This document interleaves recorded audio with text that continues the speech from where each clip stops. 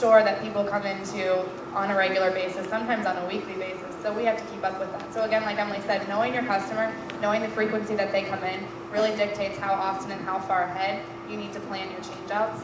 Another interesting point is trend. It's really important to know, is your customer a trendy customer? Is it someone that's really going to notice trend? Or is it somebody that's really just going to not necessarily pick out, oh, that's a trendy color, but likes the change? And what's important there is Pantone.com comes out at least 6 to 8 months in advance with the next season's trend colors. It's something that I use a lot. And so, you know, if it's a trendy store, like Emily, how often do you change out the colors here? Pretty often. What is it, every year? I change it out more often than Peter likes it. I can tell you that. I change it out usually every. The fabric you changed. The fabric is a lot more often. The walls are, some of these walls have been the same since we opened up, which would be 2 years. Some of it, I mean, obviously, I've changed. You've been here last year, you saw some changes. I changed 3 drywall sections and 7 slat wall sections. Color is one of those things that your customer doesn't necessarily acknowledge that they notice, but they notice. And so that's the easiest way to pull trend in your store without being overwhelming. So if you're a giftware store that's like, well, my customers are generally in tourist areas. Are they really looking for a trendy product? Probably not. They're just looking for something to take home or something to buy for someone.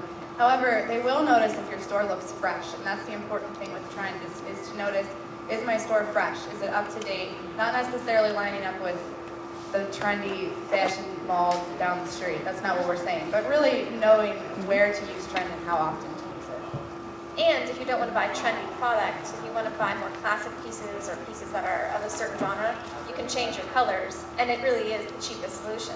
And it changes the entire feel of your store to that of a more current feel. And again, using those 3 words, I think paint colors now, they do a phenomenal job, if you've noticed, of naming paint colors.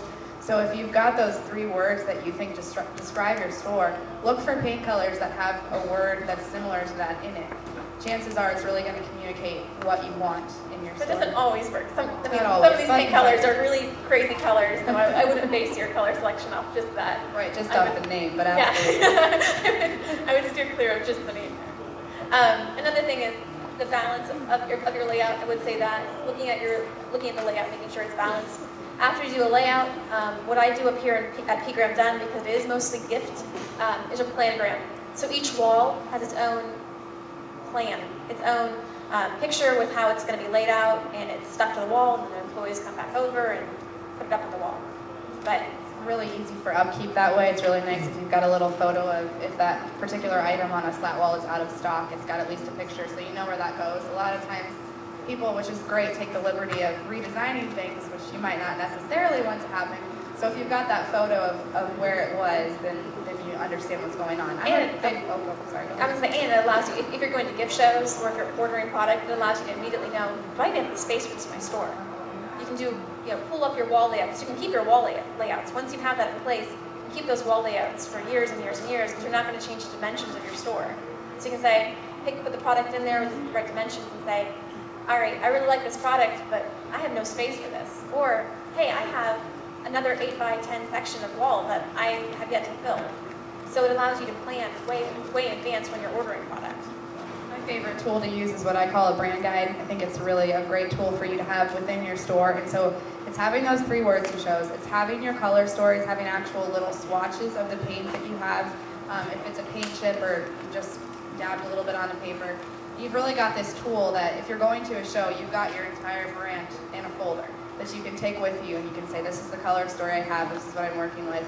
This is a merchandising plan that I use. I know you can't see it, but it says, I've got the theme of the particular display itself, the signage that is on that display, and I have deadline, which basically means this is how long the shelf life of this particular display is, so when does this come down?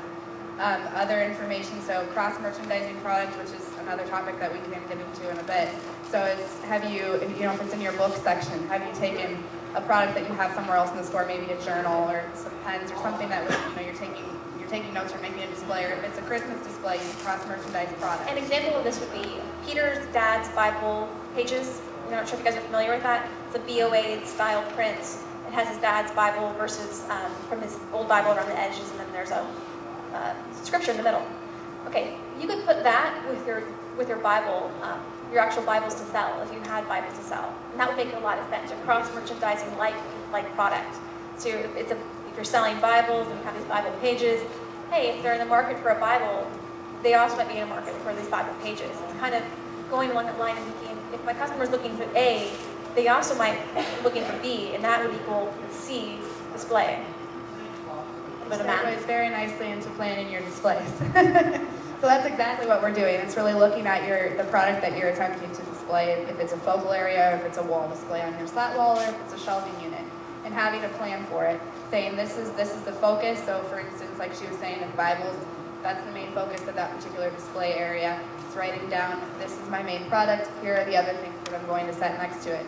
Promotion planning would be if you know in advance that you're going to run a specific sale on a product. It's planning that in advance, putting it on the calendar, saying this is the day that my promotion launches. So 3 days ahead of that, I should have all my product in. 2 days ahead of that, I should have the fixtures in place to where they're going. It's really important, especially when you have multiple people working on a merchandising product, that it's planned out in advance. And we do actually mean a calendar. So you can go to Google Calendar, you can go probably have iCal or Outlook or something that would give you a calendar-based program. And it'll give you alerts that way. That way you don't have to rely upon your memory to say, oh, that's right, mid-March I'm going to do blah, blah, blah. No, it's going to pop up on your computer. Hello, you're supposed to do blah, blah, blah right now, and if you're not, you're being bad.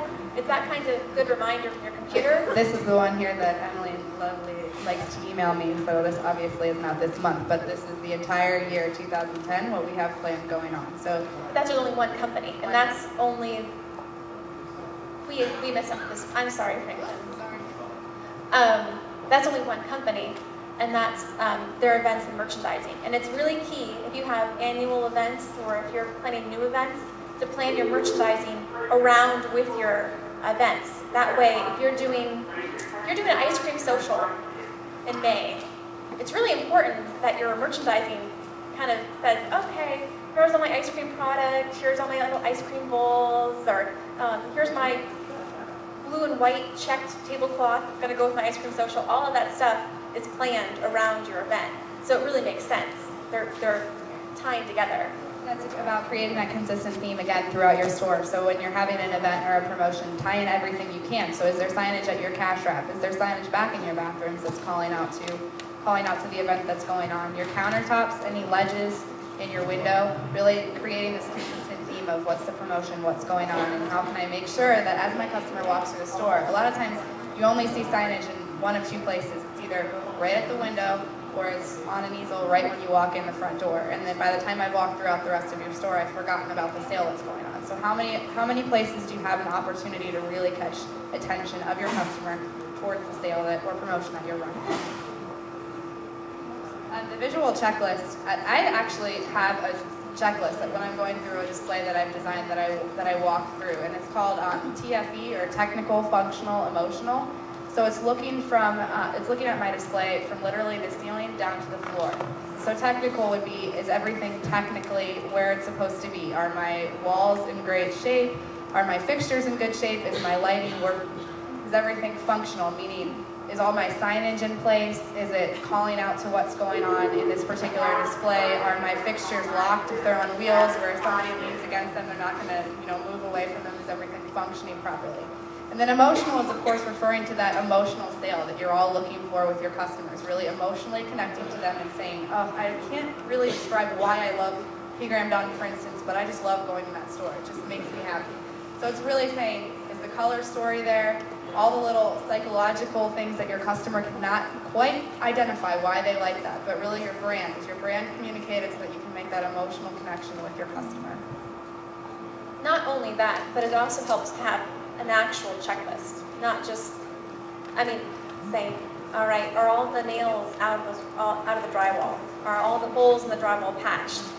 Going down through and saying, check, check, check. That way, you yourself don't have to do it. You can have employees do it. Delegation is a really good thing. And if you have organized enough, and you have checklists enough, and you have a plan in place, you can delegate really efficiently. I'm a big